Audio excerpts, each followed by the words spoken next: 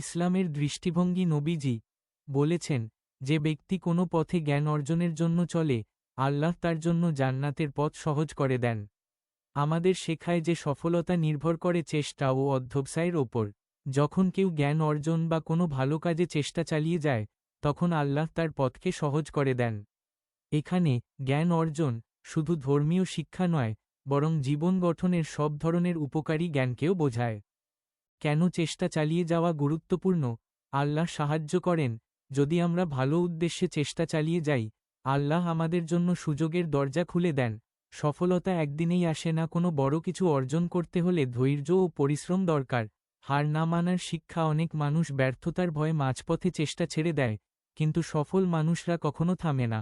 হাদিসের শিক্ষা আমাদের জীবনে পড়াশোনায় মনোযোগী হওয়া এবং নতুন দক্ষতা শেখা, ব্যবসা বা কাজের ক্ষেত্রে ধৈর্য ধরে সামনে এগিয়ে যাওয়া, ব্যর্থতায় হতাশ না হয়ে চেষ্টা চালিয়ে যাওয়া, আখিরাতের জন্য ভালো আমল করা। শেষ কথা, সফলতা তাদেরই হয় যারা চেষ্টা চালিয়ে যায় এবং আল্লাহর উপর ভরসা রাখে।